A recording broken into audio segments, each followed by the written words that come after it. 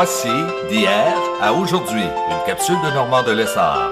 Normand nous présente des personnes ou des événements qui sont venus marquer notre passé en Beauce. Sur ce, bon visionnement.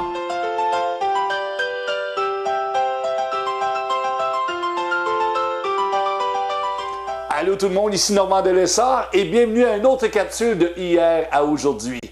Monsieur Robert Clich, d'autrefois de Saint-Joseph-de-Beauce, nous raconte l'histoire de la Beauce. Comment ça a commencé l'histoire de la Beauce? Pourquoi les Français sont venus s'établir ici en Beauce? Vous allez voir que c'est vraiment captivant ce qu'il raconte. Et je remercie Radio-Canada puisque ces archives viennent d'eux autres. On regarde ce que ça donne. Bon visionnement! Quand il me faut parler de moi, j'ai toujours envie de parler de la Beauce, mon pays natal, mon pays d'enfance, pays où j'habite encore. Je ne sais pas pourquoi. C'est peut-être parce que j'ai toujours eu l'impression que je devais beaucoup aux gens de ce pays, au pays lui-même.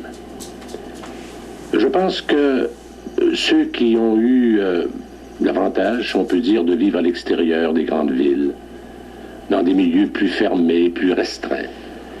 Je pense qu'on peut plus facilement voir d'où l'on vient, ses origines, dans le passé que l'on vit par ce que l'on se transmet de bouche à oreille, ce que chez nous on appelle l'héritage des oreilles. Je connais pas beaucoup de plus belle expression que celle-là.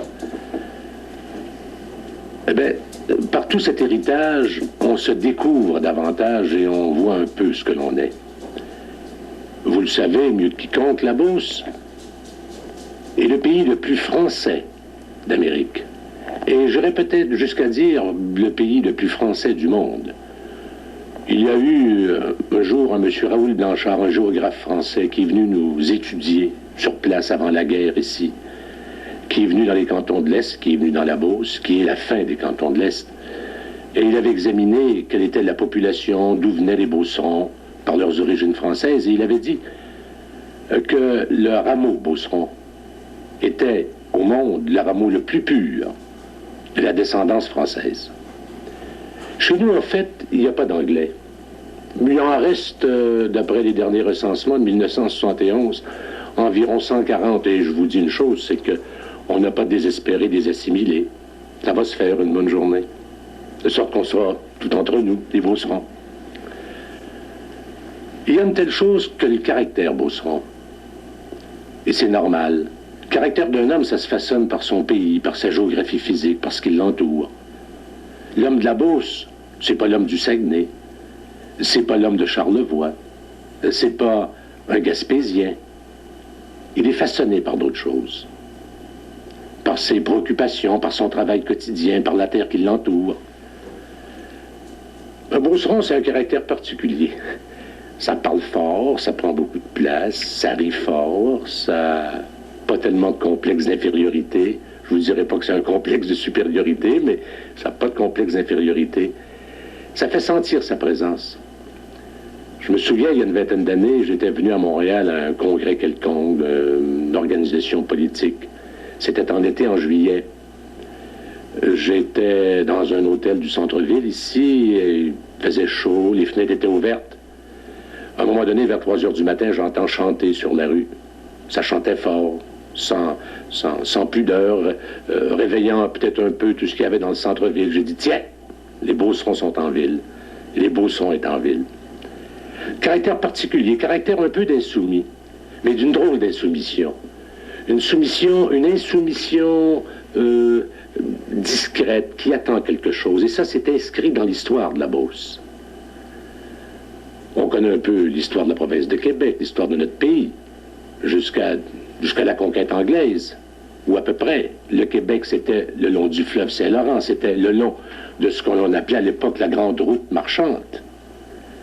Un peu avant la conquête anglaise, parce que les Français avaient peur que les Américains s'emparent et pénètrent au Canada, ils ont décidé de coloniser la Beauce. Parce que mes ancêtres, comme bien des ancêtres d'ailleurs, étaient arrivés ici avant 1700. La plupart des chefs de famille québécois, des vieilles souches, sont arrivés aussi au pays avant 1700, c'est vers 1680, 90. 1700 qu'on a eu la plus grosse émigration française ici au pays.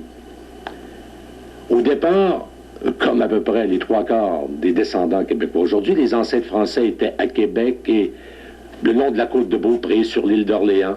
Le premier cliche qui est venu se camper à Québec, il s'appelait Nicolas. Dans l'histoire de famille, on dit qu'il a dû laisser la France parce qu'il ne voulait pas payer une taxe sur le sel, que l'on appelait à l'époque, c'est la gabelle, je crois. Alors, il avait été recherché par les troupes du roi pour refus de payer une taxe, un impôt. Dans la famille, on n'a jamais aimé les impôts.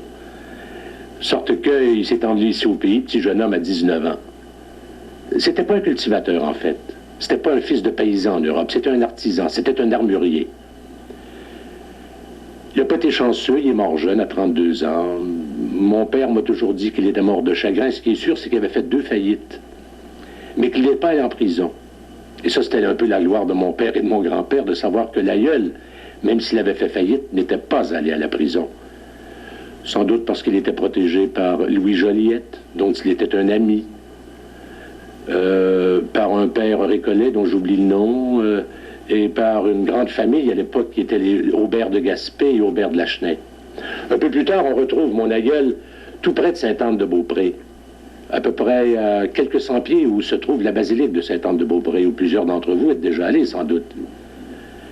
La famille est autour de Québec pendant 100 ans et la Beauce ouvrant, un jeune cliche décide de monter dans la Beauce quelques années avant que les Américains ne fassent l'invasion de la Beauce en 1775.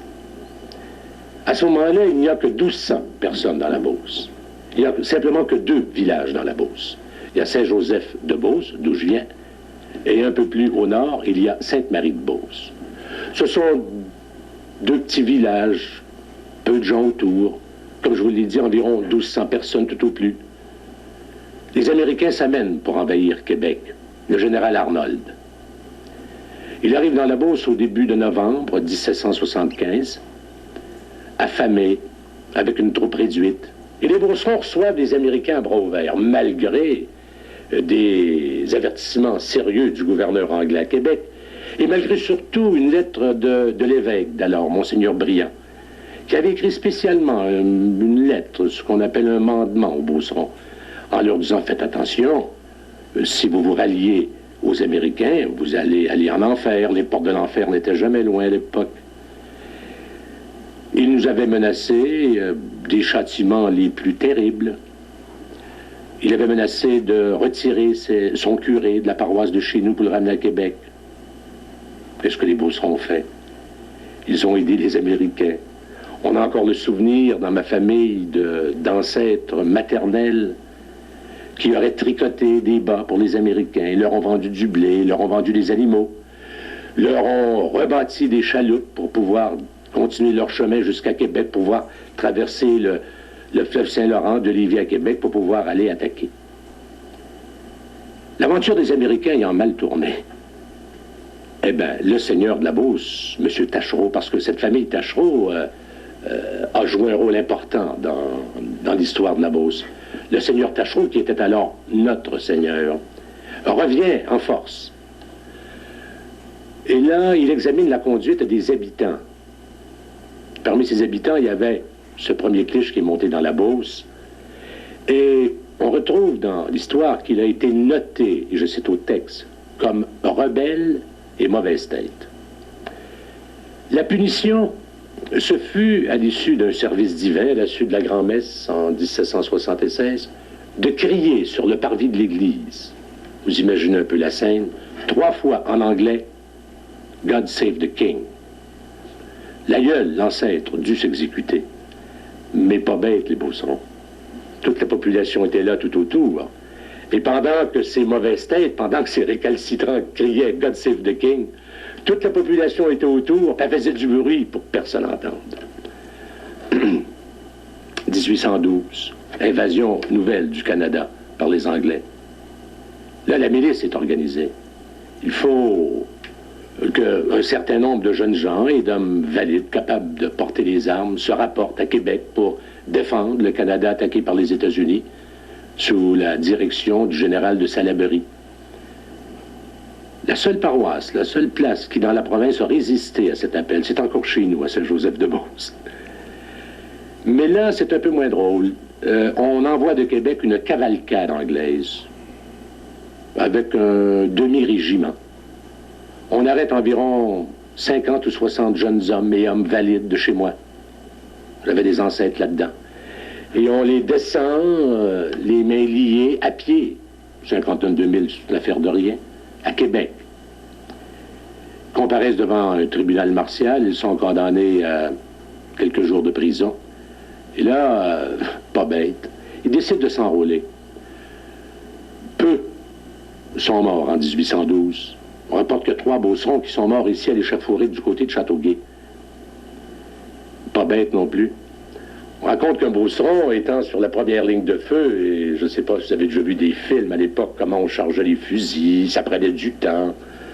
Un des Beaucerons, vous savez qu'à ce moment-là, on appelait les Canadiens les capots d'étoffe. Et les Anglais, on les appelait les habits rouges. Alors ils criaient par-dessus le parapet d'arbres couchés, criaient aux Américains, tirez pas sur les capots d'étoffe, tirez sur les Anglais. C'est peut-être ce qui explique qu'on a eu si peu de morts. Nous autres, les Canadiens français, ils ont peut-être tiré davantage sur les habits rouges. 1837, c'est la Révolution au Québec. C'est ce que je considère la merveilleuse aventure des patriotes. Tout le monde sait, quand on connaît un peu l'histoire, que les patriotes, leur action fut forte à Montréal et dans les environs de Montréal. Du côté de Québec, ça bougeait moins. Il est sûr qu'à Québec même, ça bougeait pas du tout. On peut le comprendre un peu. Québec était à l'époque une ville de garnison. Et les Québécoises, Canadiennes, Françaises flirtaient avec les beaux officiers des régiments anglais qui se trouvaient à Québec. Québec était la ville d'administration. Québec a toujours été une ville conservatrice de pensée. On serait peut-être porté à penser que c'était la même chose dans les comtés, dans les paroisses qui environnaient Québec. Pas du tout. À tout le moins, pas chez nous. Ceux qui croyaient en M. Papineau et en patriotes, on s'en souvient, appartenaient à cette organisation des Fils de la Liberté. Or, à Saint-Joseph-de-Beauce, dans mon patelin, il y avait 137 Fils de la Liberté. Et c'était beaucoup si l'on considère qu'à l'époque, ne pouvaient faire partie de cette association des Fils de Liberté que seulement les mâles, adultes et propriétaires de terrain. En fait, quand j'ai eu à étudier cette partie de la vie de mon petit coin de terre, j'ai réalisé qu'à peu près tous les chefs de famille étaient des Fils de la Liberté. C'est ce qui explique que M. Papineau, quand il s'est sauvé du côté américain après sa débandade, et ça, j'ai appris ça tout récemment. Et ça, c'est peu connu. Se soit sauvé par la Beauce. On aurait pu penser que M. Papineau, dont la tête était mise à prix, on avait offert, je pensais, 2000 livres pour la capture de M. Papineau. On aurait pu penser qu'il s'en alla du côté américain par les voies habituelles ici que l'on trouve autour de Montréal. Pas du tout. C'est par la Beauce qu'il s'est sauvé. Et ma grand-mère maternelle me disait un jour, et c'est ça l'héritage des oreilles, elle me disait, ma grand-mère a vu, le 6 janvier 1838, le jour des rois, le carrosse de M. Papineau, traversant la Beauce. Sur le carrosse, il y avait 2 chevaux qui tiraient le carrosse et 2 chevaux qui étaient à l'arrière pour prendre la relève au cas où les 2 premiers chevaux auraient été fatigués ou qu'il leur serait arrivé un accident. Et sans être préoccupé, M. Papineau a traversé la Beauce librement. Il y avait à l'époque quand même une frontière. M. Papineau s'est tranquillement allé du côté américain, ce qui veut dire qu'il y avait certainement une grande complicité alors des Beaucerons contre les dirigeants anglais à Québec et aussi contre les évêques qui marchaient à l'époque main dans la main avec le conquérant. C'est en 1867 que j'ai eu l'impression, toujours en étudiant l'histoire des Beaucerons, et c'est aussi un peu, je pense, l'histoire de la province de Québec, que nous avons cessé d'être unanimes. Jusque-là, il y avait 2 partis au pays. Le parti des Anglais puis le parti des Canadiens. Les Canadiens, c'était nous autres. 1867, la Confédération. Et déjà dans la Beauce, les querelles, les chicanes politiques commencent entre les Beaucerons eux-mêmes. Il y a des petits détails intéressants qui nous démontrent bien comment nous réagissons, nous, souvent Canadiens-Français. À l'époque, le député fédéral, si on peut dire, juste avant la Confédération, qui siégeait sous l'acte d'Union, était encore un M. Taschereau. Je vous ai dit, et je répète à nouveau, que les Taschereaux ont joué une grande importance dans la vie politique, économique et sociale de mon coin. Ce M. Taschereau était député. Alors, il a pressenti les Beaucerons, puis s'est aperçu que les Beaucerons étaient contre la Confédération. Il a fait un discours en chambre. C'était un avocat, un homme formé, qui s'exprimait bien, dont les idées m'apparaissaient assez claires, du discours que j'ai lu, qu'il a prononcé sur la Confédération. Et il disait aux Beaucerons, il faut être contre la Confédération. Parce que, disait-il, entre autres choses, et il parlait comme un avocat, comme un juriste, il y a un danger que la Cour suprême, lorsqu'elle sera prise à déterminer les droits entre les provinces et le pays tout entier, soit portée à favoriser le pouvoir central au détriment des pouvoirs provinciaux. J'ai l'impression que si M. Taschereau revenait, il pourrait peut-être tenir le même propos. De toute façon, il s'est accommodé de ses propos. Et 25 ans plus tard, ce même M. Taschereau, qui fut battu à l'élection, fut nommé juge en chef de la Cour suprême du Canada, celle-là même qu'il avait condamné de façon si féroce et si brutale. C'est donc dans ce contexte d'insoumission, d'un nationalisme vécu au jour le jour et qui se traduisait par une grande forme d'indépendance que mes ancêtres ont travaillé et on est le produit, je suis le produit de ça. Je me souviens, tiens, par exemple, quand j'étais enfant, des chansons que j'apprenais, qu'on apprenait à l'époque. Bien sûr qu'on apprenait des belles chansons de folklore que tout le monde connaît. Mais il y en avait une, on chantait beaucoup de chansons patriotiques et si je ne chantais pas si mal, j'aurais envie de vous la chanter. Ma mère m'avait montré cette chanson qui allait comme ceci. Anglais, Anglais, n'avance pas. La citadelle te regarde. Mon calme ici monte la garde. Anglais, Anglais, n'avance pas. Il y en avait d'autres. Merveilleuse chanson d'Au Carillon qui nous faisait pleurer quand on chantait les souvenirs de cette France perdue. Je vous parle de la France, mais je tiens bien à vous dire, par exemple, qu'un sentiment déjà d'appartenance au pays, à ces époques d'il y a 100 ans, existait chez nous. On sentait qu'on était déjà des Canadiens, je pense. À tout le moins par ce que j'ai lu dans les prônes, parce que j'ai regardé par les préoccupations quotidiennes des habitants, parce qu'à ce moment-là, il n'y avait pas d'industrie, il y avait un marchand général, quelques artisans, des selliers, un charron, un forgeron, c'est à peu près tout ce qu'il y avait autour de l'église. Un notaire, bien sûr, pas de médecin. Les médecins sont arrivés chez nous en 1855 ou 60 pour la première fois, c'était les sages-femmes qui faisaient le travail. Un grand sentiment d'appartenance au pays. Une fierté d'être Canadien, d'appartenir à ce pays. Ça a été mes antécédents de famille. Et au milieu de ça, ben, il y avait cette souche à laquelle j'appartiens, parce que du côté de ma mère, c'était pas des Beaucerons. Mon grand-père, Gosselin, le père de maman, était un notaire de l'île d'Orléans, qui était venu s'établir dans la Beauce en 1880. Mais du côté des Clich, là, nous, on était là depuis déjà 100 ans. Comme cultivateur, je peux dire que si un jour vous venez dans la Beauce, vous pourrez voir la terre ancestrale où mon père est né, qui appartient encore à un de mes cousins, qui est dans la famille. C'est une vieille maison française, qui a de l'allure. On bâtissait beau à l'époque. Ça prenait du temps à bâtir une maison. Ça prenait 3 ans, 4 ans. D'abord, on laissait sécher le bois. Pas le couper, le laisser sécher, le débiter. Mon père me dit, ayant entendu dire par son grand-père, son aïeul, que la maison où il est né, ça a pris 4 ans à la bâtir. Elle succédait à une première maison qui était la maison du colon, la maison traditionnelle, en pièce sur pièce, du gros pain équarri sur les 4 faces, embouffeté avec de l'écorce, une petite pièce modeste de 15 ou 18 pieds carrés qui avait été la maison originale. La deuxième, elle est vaste. Déjà, on sent les anses.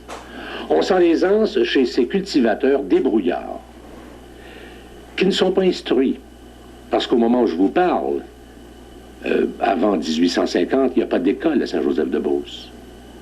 Nous avons été 100 ans sans maître. Il y avait un maître ambulant qui passait de temps à autre, qui enseignait un peu la lecture aux enfants les plus intéressés. Mais vous imaginez un peuple qui est 100 ans sans école, et pourtant, même s'il n'y avait pas d'instruction, il y avait une culture populaire. Parce qu'à ce moment, quand j'entends raconter ce qu'était la vie de ses ancêtres, c'était extraordinaire. Ils se suffisaient à eux-mêmes. Ils faisaient tout, des gens habiles. L'aïeul commerçait avec les Américains. Il était plus difficile à ce moment-là, pour les gens de la Beauce, d'aller à Québec que d'aller aux États-Unis. Les routes étaient impraticables, il faut le dire. Il y avait environ 10 000 avant d'arriver à Lévis, la Beauce étant sur la rive sud du fleuve, une savane extraordinaire à traverser. On y perdait les chevaux, disait-on. Les chevaux, les voitures calaient jusqu'au moyeu, pour me servir de l'expression de l'époque. Et les habitants de la Beauce, à ce moment-là, pour ménager leurs souliers fins, parce qu'ils allaient à Québec, enlevaient leurs souliers, leurs bottines pour traverser ces savanes. Ils arrivaient à Québec, bien sûr, les pieds crasseux, sales, d'où le surnom de jarret noir que les Beaucerons portent depuis ce temps-là. Jusqu'à 25 ou 30 ans, vous disiez à un Beauceron qu'il était un jarret noir et ça le vexait. Aujourd'hui, c'est presque, je pense, un titre de gloire. Ça rappelle les efforts que les aïeux faisaient pour aller vendre les quelques denrées qu'ils produisaient à Québec. Aller aux États-Unis, à l'époque où mon aïeul y allait, c'était aussi une aventure. Il fallait traverser les frontières. Je ne sais pas trop comment ils s'organisaient, parce que j'ai l'impression qu'aller vendre des biens périssables aux États-Unis, ça devait prendre des permissions particulières, mais chez nous, dans la Beauce, on n'a jamais été à un contrebandier près. Pendant des années, moi, j'ai vu la contrebande se faire. J'ai entendu raconter des histoires extraordinaires au temps de la prohibition américaine sur le fait de hardis beaucerons, sérieux contrebandiers qui prenaient l'alcool ici à Québec, le whisky blanc, traversaient ça à travers bois pour aller vendre ça aux Américains qui, eux, à ce moment-là, étaient sous le régime de la prohibition. Et je reviens à ma famille. Avant d'arriver à moi, à un moment donné, les familles se sont mises à être nombreuses. Le phénomène des familles nombreuses n'a pas été un phénomène qui, je crois, existait sous le régime français. De toute façon, on mourait jeune. Et les familles n'étaient pas très nombreuses. Mais après la conquête, aux environs de 1800, les conditions d'hygiène s'améliorant, la prédication du clergé faisant de la revanche des berceaux une nécessité de notre survivance, les familles se mirent à être nombreuses. 11 enfants, 12 enfants, 15 enfants dans une famille, c'était pas rare.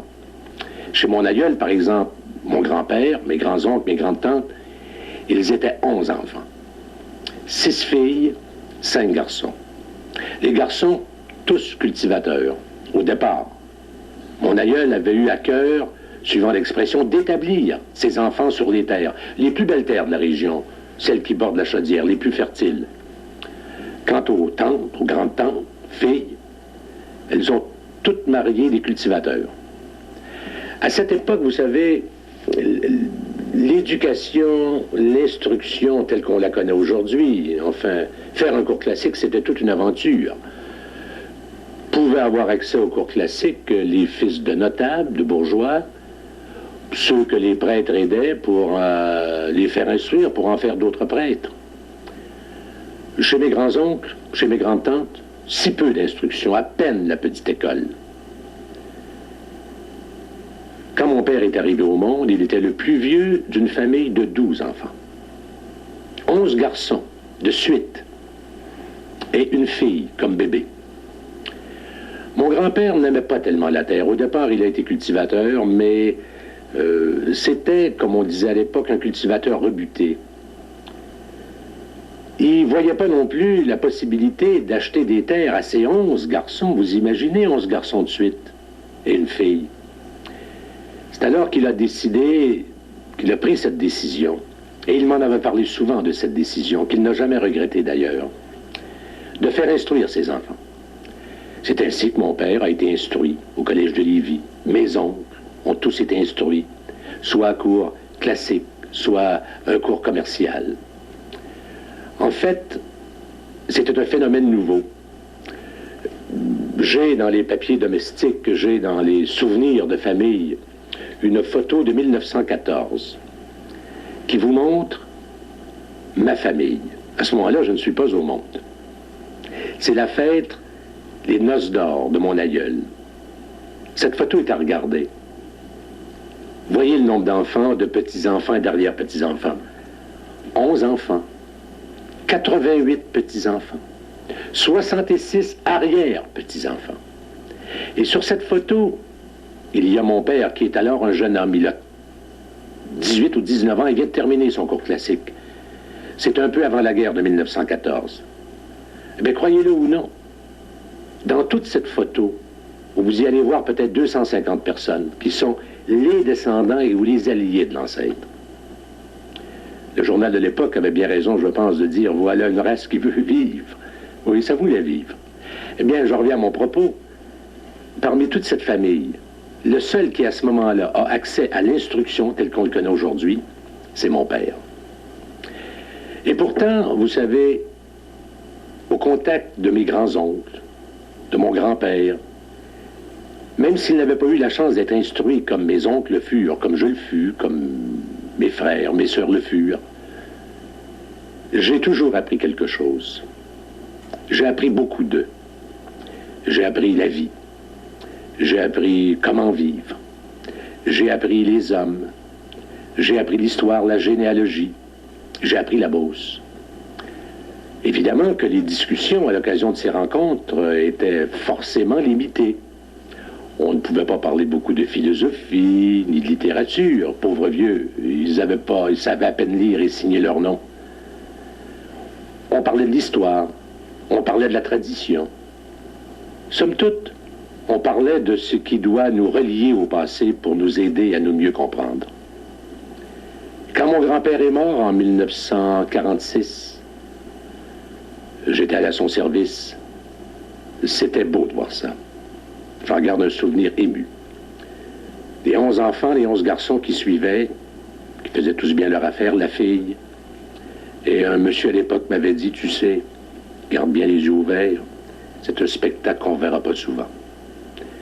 Quand mon grand-père est mort, toute sa connaissance, tout ce qu'il emportait avec lui, j'ai eu vraiment l'impression que c'était une bibliothèque qui disparaissait.